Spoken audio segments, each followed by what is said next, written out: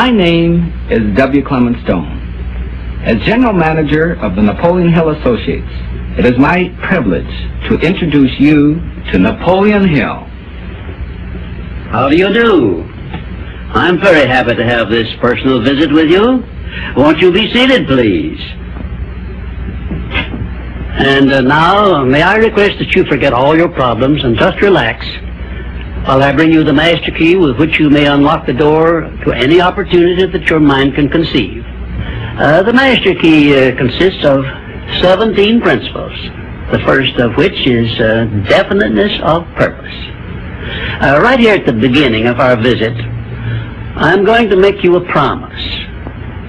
If you will decide definitely what you want most during your entire lifetime and write it down on paper so that I can read it, I will give you the master key with which you may open the door to the attainment of your desires, whatever they may be.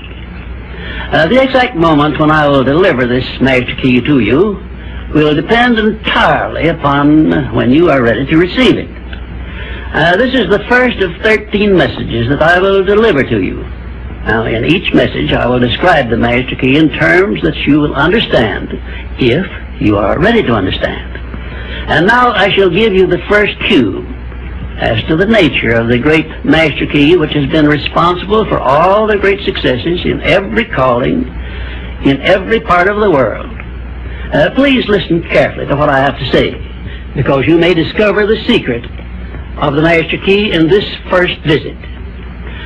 You may get your first cue as to the nature of the great master key when I tell you that psychologists have discovered a natural law which is the very foundation of all personal successes. And I can describe it to you in one short sentence so you can understand it. Whatever the mind can conceive and believe, the mind can achieve. Isn't that a profound statement? You will notice that it says nothing about the need for education, but simply that whatever your mind can conceive and believe, your mind can achieve.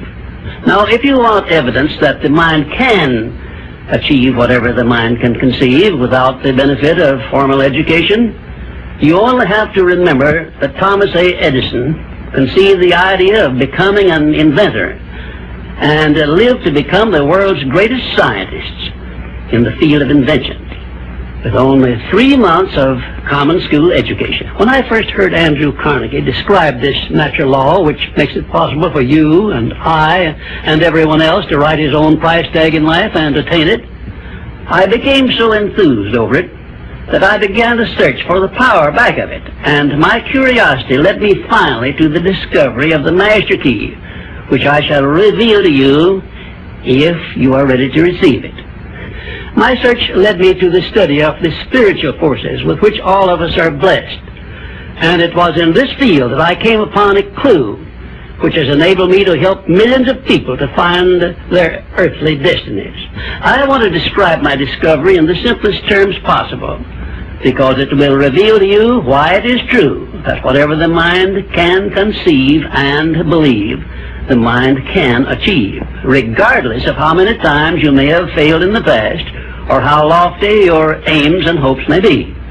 I caught my first fleeting glimpse of the profound law which provides the means by which we may choose our own purpose in life and attain it, while I was being coached by Andrew Carnegie during the organization of the Science of Success philosophy.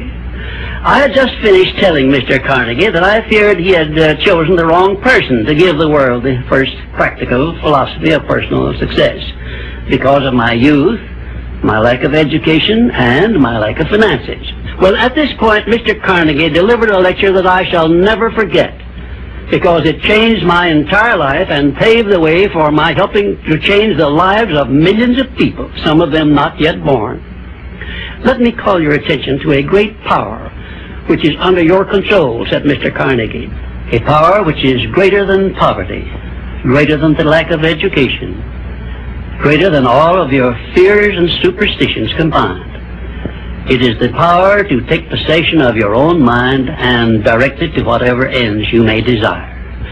This profound power, Mr. Carnegie continued, is the gift of the Creator, and it must have been considered the greatest of all of his gifts to man, because it is the only thing over which man has the complete and unchallengeable right of control and direction. When you speak of your poverty and lack of education, Mr. Carnegie explained, you are simply directing your mind power to attract these undesirable circumstances, because it is true that whatever your mind feeds upon, your mind attracts to you. Now you see why it is important that you recognize that all success begins with definiteness of purpose, with a clear picture in your mind of precisely what you want from life. Then Mr. Carnegie continued his speech with a description of a great universal truth which made such an impact upon my mind that I began then and there to give myself a new outlook on life, and set up for myself a goal so far above my previous achievements that it shocked my friends and relatives when they heard about it.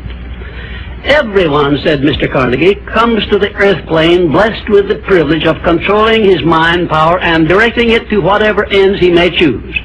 But, he continued, everyone brings over with him at birth the equivalent of 2 sealed envelopes, one of which is clearly labeled, the riches you may enjoy if you take possession of your own mind and direct it to ends of your own choice.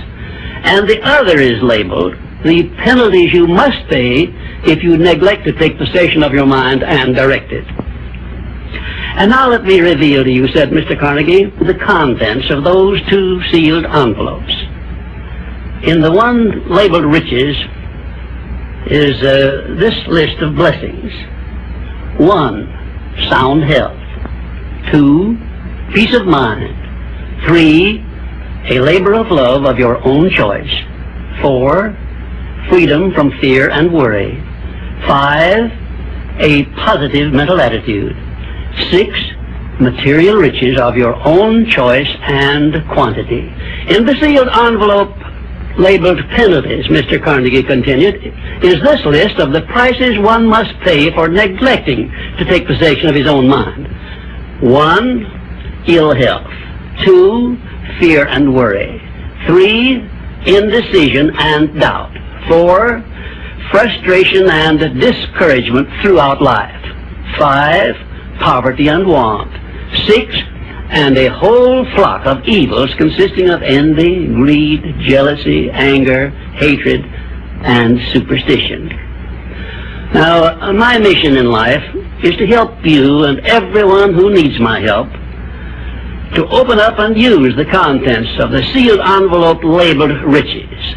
And the starting point from which you must take off if you wish to write your own ticket from here on out for the remainder of your life, I will describe for you in these simple instructions. 1, procure a neat pocket-sized notebook, or something on the order of this one here, loose leaf affair. And on page 1, write down a clear description of your major desire in life, the one circumstance or position or thing which you will be willing to accept as your idea of success. And remember before you begin writing that your only limitations are those which you set up in your own mind or permit others to set up for you. And 2, on page 2 of your notebook, write down a clear statement of precisely what you intend to give in return for that which you desire from life. And then start in right where you stand now to begin giving. And 3, memorize both of your statements, what you desire and what you intend to give in return for it, and repeat them at least a dozen times daily.